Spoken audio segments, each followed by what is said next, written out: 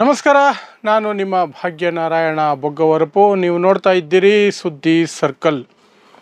Israel ಈ ಹಿಂದೆ ಎಲ್ಲ ಡೈಲಾಗ್ ಹೊಡಿತಾ ಇತ್ತು, ಇರಾನನ್ನು ನಾವು ಎಡಗೈಯಲ್ಲಿ ಮುಗಿಸ್ಬಿಡ್ತೀವಿ, 3 ದಿನ ಸಾಕು ನಮಗೆ, ಹಾಗೆ ಹೀಗೆ, ನಮ್ಮ ಹತ್ರ ಐರನ್ ಡೋಮ್ ಇದೆ, ಏನೇನೋ ಇದೆ, ನಮ್ಮಲ್ಲಿರುವಂತಹ ಶಕ್ತಿಯನ್ನು ಸಂಪೂರ್ಣವಾಗಿ ಬಳಸಿದ್ರೆ ಇರಾನ್ ಚಿಟಿಕೆ ಹೊಡೆಯೋಷ್ಟೊತ್ತಿಗೆ ಸೋತು ಶರಣಾಗಿ ಅಲ್ಲಿನ ರಿಜಿಮೇ ಚೇಂಜ್ ಆಗಿಬಿಡುತ್ತೆ, ಸರ್ಕಾರನೇ ಬಿದ್ದೋಗುತ್ತೆ. ಅಲ್ಲಿನ ಸರ್ವಾಧಿಕಾರಿಯ ರೀತಿಯಲ್ಲಿ ವರ್ತಿಸ್ತಾ ಇರುವಂತಹ ಸರ್ವೋಚ್ಚ ನಾಯಕ ಅಲಿ ಖಾಮಿನೈನಿಯನ್ನು ಸಹ ಮುಗಿಸ್ಬಿಡ್ತೀವಿ ಕ್ಷಣ ಮಾತ್ರದಲ್ಲಿ ಅಂತೆಲ್ಲ ಡೈಲಾಗ್ ಹೊಡಿತಾ ಇತ್ತು. ಆದರೆ ಕಳೆದ 9 ದಿನಗಳಿಂದ ಅದಕ್ಕೆ ಅರ್ಥ ಆಗಿರಬೇಕು, ಅದು ಸಾಧ್ಯ ಇಲ್ಲ ಅಂತ. ಯಾಕೆಂದರೆ ಇರಾನ್ ಸಮವಾದ ಪೆಟ್ಟನ್ನು ಇಸ್ರೇಲ್ಗೆ ಕೊಡ್ತಾ ಇದೆ. ಯಾವ ಮಟ್ಟಕ್ಕೆ ಪೆಟ್ಟು ಕೊಡ್ತಾ ಇದೆ ಅಂದರೆ, ಇಸ್ರೇಲ್ ಅಮೇರಿಕ ಬಳಿ ಕಣ್ಣೀರು ಹಾಕಿ ಬೇಡಿ ಕಾಡಿ ಕೊನೆಗೆ ಅಮೇರಿಕ ಬಂದು ಇರಾನ್ ಮೇಲೆ ಬಾಂಬ್ ಹಾಕುವಂತಹ ಪರಿಸ್ಥಿತಿಯನ್ನು ನಿರ್ಮಾಣ ಮಾಡಿದೆ. ಆ ಮೂಲಕ ಇಸ್ರೇಲ್ ಪರೋಕ್ಷವಾಗಿ ತಾನು ಈ ಯುದ್ಧದಲ್ಲಿ ಹಿಂದೆ ಬಿದ್ದಿದ್ದೀನಿ, ಸೋಲುವ ಹಂತದಲ್ಲಿದ್ದೀನಿ ಅನ್ನೋದನ್ನು ಪರೋಕ್ಷವಾಗಿ ಒಪ್ಪಿಕೊಂಡಂಗೆ ಆಗುತ್ತೆ. ಇಲ್ಲದೆ ಹೋದರೆ ಅದು ಅಮೇರಿಕವನ್ನು ಅಷ್ಟು ಪಟ್ಟು ಹಿಡಿದು ನೀನು ಬರಲೇಬೇಕು ಅಂತ, ಅವರು ಕನಿಷ್ಠ 2 ವಾರ ಟೈಮ್ ಕೊಡಿ ಅಂತ ಕೇಳಿದ್ರು ಸಹ ಬ್ಯಾಕ್ ಟು ಬ್ಯಾಕ್ ಕಾಟ ಕೊಟ್ಟು ಟ್ರಂಪ್ಗೆ ನೆತನ್ಯಾಹು ಈ ಕೆಲಸವನ್ನು ಮಾಡಿಸಿರೋದು. So America after all these things, ನಿನ್ನೆ ಇರಾನ್ನಲ್ಲಿರುವಂಥ ಅಣುಸ್ಥಾವರಗಳು, 3 ಮುಖ್ಯವಾದಂಥ ಅಣುಸ್ಥಾವರಗಳು, ಫರ್ದೋವ್, ನಟಾನ್ಸ್, ಇಸ್ಫಹಾನ್ ಅನ್ನುವಂಥ 3 ಅಣುಸ್ಥಾವರಗಳ ಮೇಲೆ ಬಾಂಬ್ ದಾಳಿ ನಡೆಸಿದೆ. ಅದು ಅಂತಿಂತಹ ಬಾಂಬುಗಳಲ್ಲ, B-2 ಅನ್ನುವಂತಹ ಬಾಂಬರ್ ಫ್ಲೈಟನ್ನು ಬಳಸ್ಕೊಂಡು ಬಂಕರ್ ಬಸ್ಟರ್ ಅನ್ನುವಂತಹ 14,000 kg ತೂಕ ಇರುವ ಮಿಸೈಲ್ಗಳನ್ನು ಆ ಒಂದು ಅಣುಸ್ಥಾವರಗಳ ಮೇಲೆ ಹಾಕಿದೆ. ಆ ಮೂಲಕ ಅಮೇರಿಕ ಪ್ರಕಾರ ಇರಾನ್ನ ಅಣುಸ್ಥಾವರಗಳು ನಾಶವಾಗಿ ಹೋಗಿದೆ. ಇದು ಅಮೇರಿಕ ಪ್ರಕಾರ, ಅದಿನ್ನೂ ಕನ್ಫರ್ಮ್ ಆಗಬೇಕು. ಆ ಬಗ್ಗೆ ಡೀಟೇಲ್ಸನ್ನು ಆಮೇಲೆ ಕೊಡ್ತೀನಿ, ಯಾಕೆ ಕನ್ಫರ್ಮ್ ಆಗಬೇಕು, ಏನು ಕನ್ಫರ್ಮ್ ಆಗಬೇಕು ಅನ್ನುವಂಥದ್ರ ಬಗ್ಗೆ. ಈಗ ಸದ್ಯಕ್ಕೆ ಮೇಯ್ನಾಗಿ ಮುಖ್ಯ ಅಂಶಗಳನ್ನು ನೋಡೋಣ.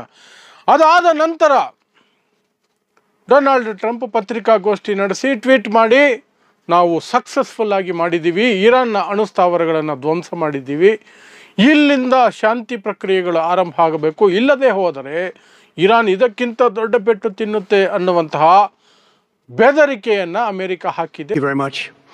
A short time ago, the U.S. military carried out massive precision strikes on the 3 key nuclear facilities in the Iranian regime: Fordow, Natanz, and Esfahan. Everybody heard those names for years as they built this horribly destructive enterprise. Our objective was the destruction of Iran's nuclear enrichment capacity and a stop to the nuclear threat posed by the world's #1 state sponsor of terror.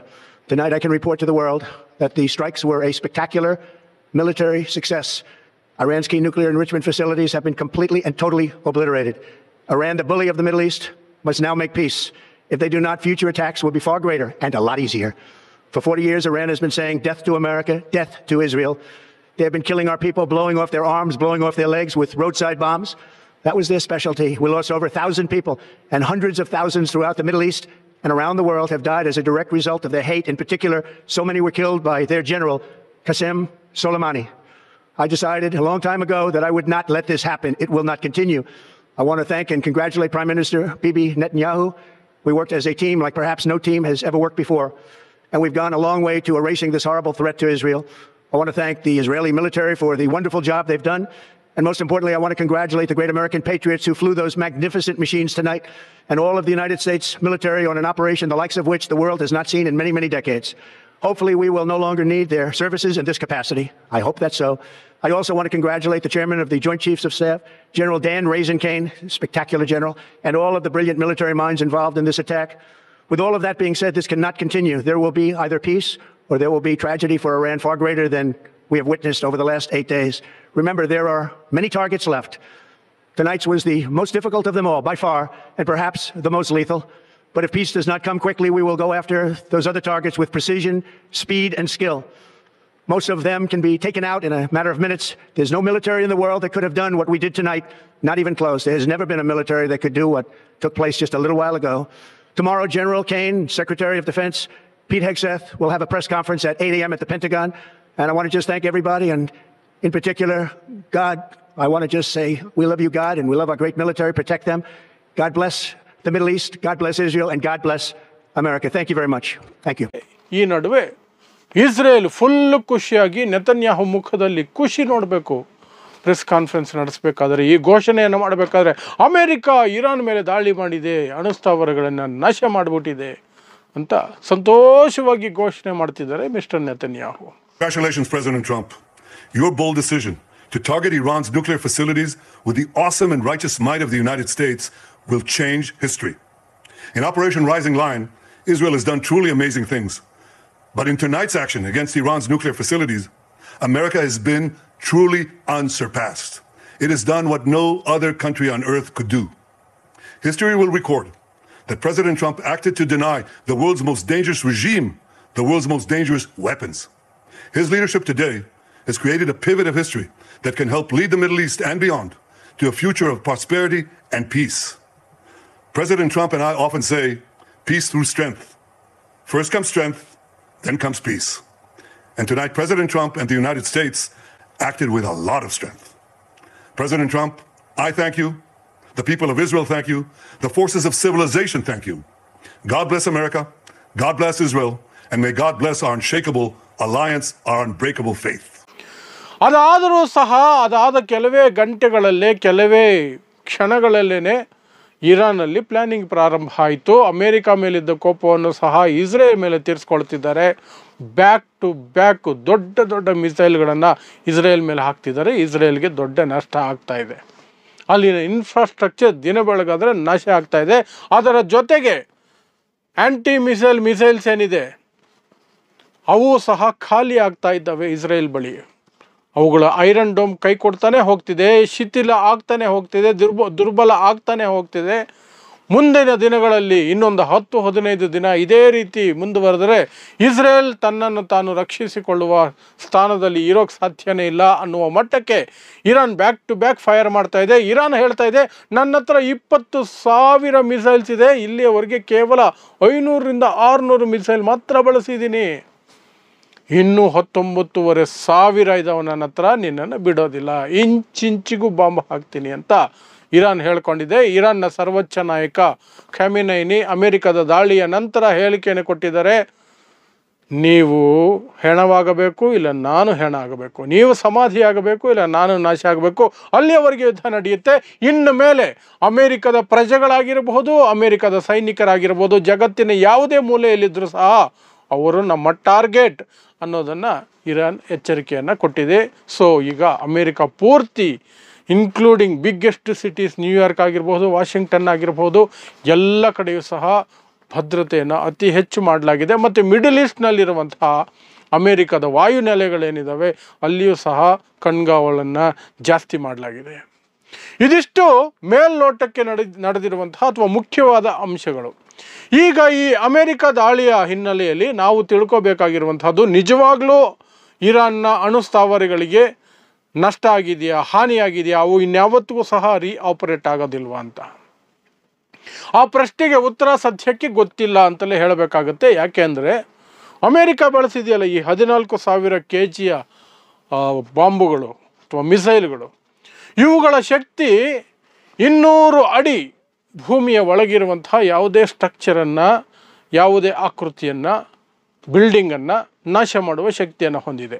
ಆದರೆ Iran ಹೇಳ್ತಾ ಇದೆ, ನಮ್ಮ ಅಣುಸ್ಥಾವರಗಳು 300 ಅಡಿ ಆಳದಲ್ಲಿ ಮಾಡಿದ್ದೀವಿ, ಅವುಗಳಿಗೆ ಹಾನಿಯಾಗಿದೆ ಇಲ್ವ ಅನ್ನೋದ್ರ ಬಗ್ಗೆ, ಎಷ್ಟು ಹಾನಿಯಾಗಿದೆ ಅನ್ನೋದ್ರ ಬಗ್ಗೆ ಈಗಲೇ ಏನೂ ಹೇಳೋಕ್ಕಾಗಲ್ಲ, ನಾವು ನೋಡಬೇಕು ಅಂತ ಹೇಳ್ತಿದೆ.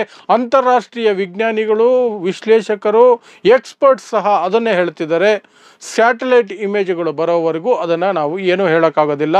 ಅದರ ಬಗ್ಗೆ ಸಂಶೋಧನೆ ಆಗಬೇಕಾಗತ್ತೆ, ಅದರ ಬಗ್ಗೆ ಚರ್ಚೆಗಳಾಗಬೇಕಾಗತ್ತೆ, ಡೇಟಾ ಕಲೆಕ್ಟ್ ಮಾಡ್ಕೊಳ್ಬೇಕಾಗತ್ತೆ, ಸಾಕಷ್ಟು ಸಮಯ ಹಿಡಿಯುತ್ತೆ. ಆಗ ಮಾತ್ರ ಹೇಳಬಹುದು ಇರಾನ್ನ ಅಣುಸ್ಥಾವರಗಳಿಗೆ ನಿಜವಾಗ್ಲೂ ಸಹ ನಷ್ಟ ಆಗಿದೆ ಅಂತ. ಬಟ್ ಇಸ್ರೇಲ್ ಮತ್ತು ಅಮೆರಿಕ ಹೇಳ್ತಾ ಇದೆ 100% ಆಗಿದೆ, ನಮ್ಮ ಕೆಪಾಸಿಟಿ ಅದು ಅಮೆರಿಕದ ಹತ್ರ ಅಂತಹ ಶಕ್ತಿ ಇದೆ ಅಂತ ನೆತನ್ಯಾಹು ಹೇಳ್ಕೊಳ್ಳೋದಕ್ಕೂ, ಟ್ರಂಪು ಜಗತ್ತಿನ ಅತಿ ದೊಡ್ಡ ಶಕ್ತಿ, ಆರ್ಮಿ ಶಕ್ತಿ ನಮ್ಮದು, ನಾವು ಸಕ್ಸಸ್ಫುಲ್ ಆಗಿ ಮುಗಿಸಿದ್ದೀವಿ ಅಂತ ಟ್ರಂಪ್ ಹೇಳ್ಕೊಳ್ಳೋಕ್ಕೆ ಸರಿ ಹೋಗಿದೆ.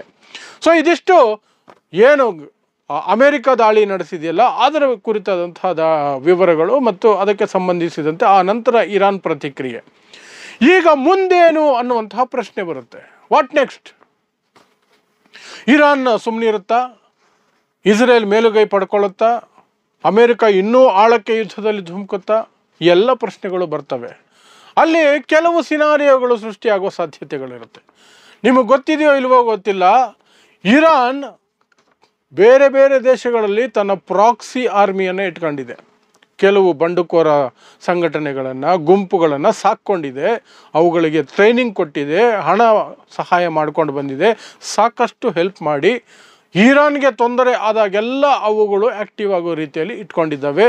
ಈ ಕಡೆ ಪ್ಯಾಲೆಸ್ತೀನ್ ಅಥವಾ ಗಾಜಾ ಮೇಲೆ ದಾಳಿಗಳಾದಾಗಲೂ ಸಹ ಅವೆಲ್ಲವೂ ಸಹ ಆ್ಯಕ್ಟಿವೇಟ್ ಆಗ್ತವೆ. ಅಲ್ಲಲ್ಲಿ ಸಣ್ಣ ಪುಟ್ಟದಾಗಿ ಇಸ್ರೇಲ್ ಮೇಲೆ ದಾಳಿ ಮಾಡ್ತವೆ. ಯಾವುವು ಅವೆಲ್ಲ ಅಂದರೆ ಮುಖ್ಯವಾಗಿ ಹೆಜ್ಬುಲ್ಲಾ ಅನ್ನುವಂತಹ ಸಂಘಟನೆ ಬರುತ್ತೆ. ಅದು ನಿಮಗೆ ಲೆಬನಾನಲ್ಲಿ ಹೆಚ್ಚಾಗಿದೆ, ಇರಾಕ್ ಮತ್ತು ಸಿರಿಯಾದಲ್ಲೂ ಸಹ ಅದರ ಉಪಸ್ಥಿತಿ ಇದೆ. ಆದರೆ ಲೆಬನಾನ್ನಲ್ಲಿ ಅದು ಅತಿ ಹೆಚ್ಚಿದೆ. ಅದು ನಿರಂತರವಾಗಿ ಇಸ್ರೇಲ್ ಮೇಲೆ ಆಗಾಗ ದಾಳಿ ಮಾಡ್ತಾ ಇರೋ ಸುದ್ದಿಗಳನ್ನು ನೀವು ಕೇಳಿರ್ತೀರ. ಆದರೆ ಕಳೆದ 1 ವರ್ಷದ ಹಿಂದೆ ಈ ಪೇಜರ್ ಬ್ಲಾಸ್ಟ್ಗಳು ಅಂತ ಸುದ್ದಿ ಬಂದಿತ್ತಲ್ಲ, ಆ ಹಿಜ್ಬುಲ್ಲಾ ಮೇಲೇ ಇಸ್ರೇಲ್ ಮಾಡಿದ್ದು. ಪೇಜರ್ಗಳನ್ನು ಏನೋ ಕದ್ದು ಮುಚ್ಚಿ ಒಂದಷ್ಟು ಸಾಫ್ಟ್ವೇರ್ ಫಂಕ್ಷನ್ ಮಾಡಿ ಅವುಗಳಲ್ಲಿ ಏನೋ ಎಕ್ಸ್ಪ್ಲೋಸಿವ್ ಡಿವೈಸ್ಗಳನ್ನು ಇಟ್ಟು ಇಸ್ರೇಲ್ ಬ್ಲಾಸ್ಟ್ ಮಾಡಿ ಸಾಕಷ್ಟು ಹಿಜ್ಬುಲ್ಲಾ ಸೈನಿಕರನ್ನು ಅಥವಾ ಹಿಜ್ಬುಲ್ಲಾ ಬಂಡುಕೋರರನ್ನು ಕೊಂದಿತ್ತು. ಅದು ಸ್ವಲ್ಪ ವೀಕ್ ಆಗಿದೆ ಅನ್ನುವಂತಹ ಸೂಚನೆಗಳನ್ನು ಆಗ ಕೊಟ್ಟಿತ್ತು. ಈಗ ಇರಾನ್ ತಾನು ಸಾಕಿ ಇಟ್ಟಿರುವಂತಹ ಈ ಒಂದು ಶಕ್ತಿಗಳನ್ನು ಹೊರಗಡೆ ತೆಗೆಯುತ್ತಾ, ಒಂದು ಹಿಜ್ಬುಲ್ಲಾ, ಇನ್ನೊಂದು ಹೌತೀಸ್, ಯೆಮೆನ್ನಲ್ಲಿರುವಂತಹ ಹೌತೀಸ್ ಅನ್ನುವಂತಹ ಬಂಡುಕೋರ ಸಂಘಟನೆಯು ಸಹ ಇರಾನ್ನ ಸಹಾಯದಿಂದಲೇ ಅಸ್ತಿತ್ವದಲ್ಲಿರೋದು. ಇನ್ನೊಂದು ಇರಾಕಲ್ಲಿ ಇನ್ನೊಂದು ಇದೆ.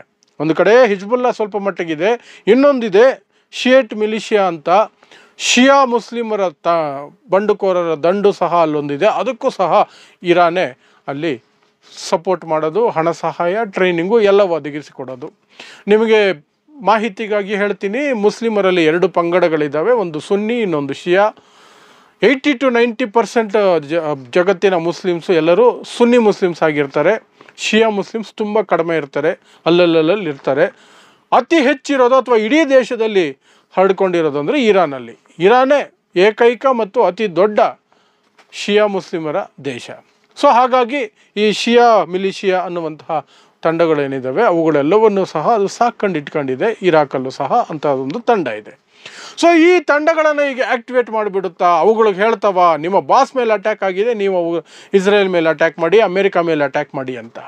ಯೆಮೆನ್ ಸಮುದ್ರ ತೀರದಲ್ಲಿರೋದ್ರಿಂದ ಹಡಗು ಸಾಗಾಟ, ಮಿಕ್ಕ ಸರಕು ಸಾಗಣೆ ಇದೆಲ್ಲದರ ಮೇಲೂ ಸಹ ಪರಿಣಾಮ ಬೀರಬಹುದು. ಈ ಕಡೆ ಹಿಜ್ಬುಲ್ಲಾ ಇಸ್ರೇಲ್ ಮೇಲೆ, ನಾರ್ದನ್ ಇಸ್ರೇಲ್ ಮೇಲೆ ದೊಡ್ಡ ಮಟ್ಟದ ದಾಳಿ ನಡೆಸಬಹುದು, ಮಿಸೈಲ್ಗಳನ್ನು ಬಿಡಬಹುದು, ದಿನ ಬೆಳಗಾದರೆ ಕಿರಿಕಿರಿ ಮಾಡಬಹುದು. ಇರಾಕ್ನಿಂದಲೂ ಸಹ ಮಿಸೈಲ್ಗಳನ್ನು ಮಧ್ಯ ಪ್ರಾಚ್ಯದಲ್ಲಿರುವಂತಹ ಅಮೆರಿಕದ ವಾಯುನೆಲೆಗಳ ಮೇಲೆ ಹಾಕಿಸ್ಬೋದು.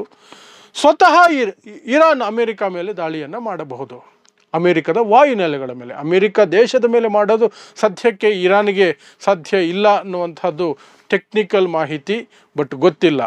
ಅದು ಒಳಗೊಳಗೆ ಏನಾದರೂ ಅಸ್ತ್ರಗಳನ್ನು ಇಟ್ಕೊಂಡಿದ್ರೆ ಅಥವಾ ರಷ್ಯಾನೋ ಚೈನಾನೋ ಲಾಂಗ್ ರೇಂಜ್ ಮಿಸೈಲ್ಗಳನ್ನು ಎತ್ತಿ ಅವರಿಗೆ ಕೊಟ್ಬಿಟ್ರೆ ಅಮೇರಿಕ ನೆಲದ ಮೇಲೂ ಸಹ ಅಟ್ಯಾಕ್ ಮಾಡುವ ಪ್ರಯತ್ನವನ್ನು ಇರಾನ್ ಮಾಡಬಹುದು. ಅದು ಒಂದು ಸಾಧ್ಯತೆ.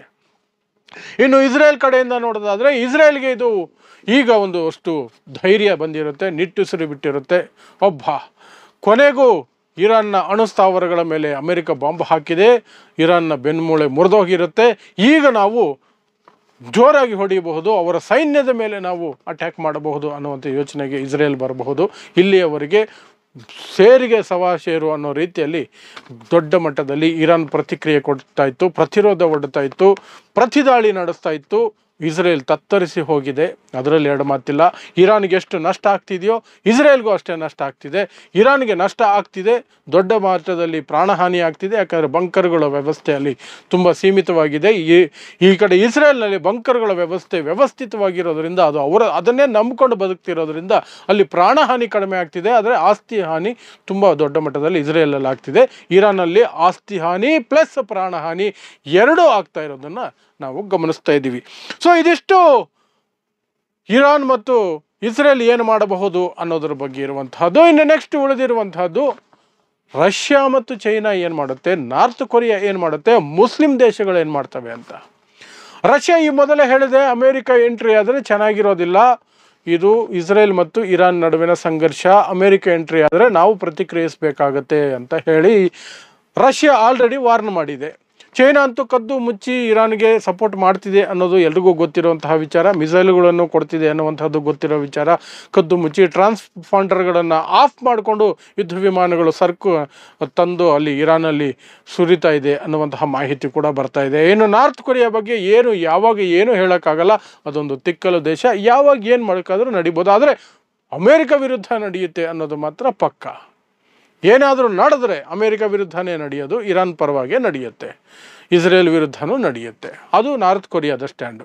ಇನ್ನು ಮುಸ್ಲಿಂ ರಾಷ್ಟ್ರಗಳೆಲ್ಲವೂ ಮೊದಲನೇ ಬಾರಿಗೆ ಅಮೇರಿಕದ ಸಹಯೋಗಿಗಳೂ ಸಹ ಈ ದಾಳಿಯನ್ನು, ಇರಾನ್ ಮೇಲಿನ ಅಮೇರಿಕದ ದಾಳಿಯನ್ನು, ಅಣುಸ್ಥಾವರಗಳ ಮೇಲೆ ದಾಳಿಯನ್ನು ಖಂಡಿಸಿದ್ದಾವೆ, ಇನ್ಕ್ಲೂಡಿಂಗ್ ಪಾಕಿಸ್ತಾನ್. ಮೊನ್ನೆ ಒಂದೊತ್ತು ಊಟ ಹಾಕಿದ ತಕ್ಷಣ ನೋಬೆಲ್ ಪ್ರೈಸ್ ಕೊಡಬೇಕು ಅಂತ ಪಾಕಿಸ್ತಾನ ಹೇಳಿತ್ತು. ಬಿಕಾರಿ ದೇಶ ಅಂತ ಅದಕ್ಕೆ ಕರೆಯೋದು. ಒಂದು ಹೊತ್ತಿನ ಊಟಕ್ಕೆ ನಾಲ್ಗೆ ಬಿಟ್ಕೊಂಡು ಆ ರೀತಿ ಹೇಳಿಕೆಯನ್ನು ಕೊಟ್ಟಿತ್ತು. ಸೊ ಅದೂ ಸಹ ಇರಾನ್ ಮೇಲಿನ ದಾಳಿಯನ್ನು ಖಂಡಿಸಿದೆ. ಬಿಕಾಸ್ ಎಲ್ಲ ಮುಸ್ಲಿಂ ರಾಷ್ಟ್ರಗಳು ಖಂಡಿಸ್ತಿರ್ಬೇಕಾದ್ರೆ ಅವನೊಬ್ಬ ಖಂಡಿಸ್ಲಿಲ್ಲ ಅಂದರೆ ಪಾಕಿಸ್ತಾನಕ್ಕೆ ಯಾವುದ್ಯಾವುದರಲ್ಲೂ ಹೊಡೆದು ಬಿಡ್ತಾರೆ ಎಲ್ಲ ಸೇರ್ಕೊಂಡು ಅನ್ನೋ ಭಯ ಅದಕ್ಕೆ. ಅಥವಾ ನೆಕ್ಸ್ಟ್ ಟೈಮ್ ಭಿಕ್ಷಾ ಪಾತ್ರ ಇಟ್ಕೊಂಡು ಹೋದಾಗ ಭಿಕ್ಷೆ ಹಾಕಲ್ಲ ಅನ್ನೋ ಭಯ ಪಾಕಿಸ್ತಾನಕ್ಕೆ. ಹಾಗಾಗಿ ಅದು ಸಹ ಖಂಡಿಸಿದೆ. ಸೊ ಇದಿಷ್ಟು ಈ 24 hours ಕಳೆದ ನನ್ನ ಸುದ್ದಿಗಳಿಂದ ಇವತ್ತಿನ ಈ ಕ್ಷಣದ ಸುದ್ದಿಯವರೆಗೆ ಆಗಿರುವಂತಹ ಡೆವಲಪ್ಮೆಂಟ್ಗಳು. ಕೊನೆಗೂ ಇಸ್ರೇಲ್ ಒಂದು ರೀತಿ ಅಮೇರಿಕ ಮುಂದೆ ಶರಣಾಗಿ ಈ ಕಡೆ ಇರಾನನ್ನು ಏನೂ ಮಾಡೋಕ್ಕಾಗ್ತಿಲ್ಲ, ಆಲ್ಮೋಸ್ಟ್ ಸೋಲುವಂತಹ ಸ್ಥಿತಿಯಲ್ಲಿದ್ದೀನಿ, ಬಾ ಅಂತ ಕರೆದು ಅಮೇರಿಕಾವನ್ನು ಎಂಟ್ರಿ ಕೊಡಿಸ್ಕೊಂಡಿದೆ. ಅಮೇರಿಕ B2 ಬಾಂಬರ್ಗಳನ್ನು ಬಳಸ್ಕೊಂಡು ಅಣುಸ್ಥಾವರಗಳು, ಇರಾನ್ನ ಅಣುಸ್ಥಾವರಗಳ ಮೇಲೆ ದಾಳಿ ಮಾಡಿದೆ. ಅದರ ತೀವ್ರತೆ, ಅದರ ನಷ್ಟ, ಹಾನಿ ಎಲ್ಲವೂ ಸಹ ಮುಂದಿನ ದಿನಗಳಲ್ಲಿ ಗೊತ್ತಾಗಬೇಕಾಗಿದೆ. ಈ ಕಡೆ ಮುಸ್ಲಿಂ ರಾಷ್ಟ್ರಗಳೆಲ್ಲ ಇರಾನ್ ಪರವಾಗಿ ಖಂಡನೆಯನ್ನು ಮಾಡಿದ್ದಾವೆ. ಮುಂದಕ್ಕೆ ಏನು ಮಾಡ್ತವೆ ಅನ್ನೋದ್ರ ಬಗ್ಗೆ ಅನುಮಾನ ಇದೆ. ಹೆಚ್ಚಿಗೆ ಏನು ಮಾಡಲ್ಲ, ಖಂಡನೆಯಲ್ಲೇ ನಿಲ್ಲಿಸ್ಕೊಂಡ್ಬಿಡ್ತಾರೆ. ಇನ್ನು ಇರಾನ್ ಮತ್ತು ಇಸ್ರೇಲ್ ಮುಂದೆ ಏನು ಮಾಡಬೇಕು ಅನ್ನೋದನ್ನು ತಮ್ಮ ಲೆಕ್ಕಾಚಾರಗಳು, ತಮ್ಮ ಶಕ್ತಿ ಎಲ್ಲವನ್ನು ಸಹ ಲೆಕ್ಕ ಮಾಡಿಕೊಂಡು ಮುಂದಿನ ದಿನಗಳಲ್ಲಿ ಹೆಜ್ಜೆ ಇಡಲಿವೆ. ಇದಿಷ್ಟು ಈ ಯುದ್ಧದ ಕುರಿತಾಗಿ ಈ ಹೊತ್ತಿನ ಮಾಹಿತಿ. ಪ್ರತಿದಿನ ನಿಮ್ಮ ಮುಂದೆ ಮಾಹಿತಿಯನ್ನು ಕೊಡ್ತಾನೆ ಇರ್ತೀನಿ. ನೋಡ್ತಾ ಇರಿ ವಿಶೇಷ ವರದಿಗಳಿಗಾಗಿ ಸುದ್ದಿ ಸರ್ಕಲ್. ನಾನು ನಿಮ್ಮ ಭಾಗ್ಯನಾರಾಯಣ ಬೊಗ್ಗವರಪು.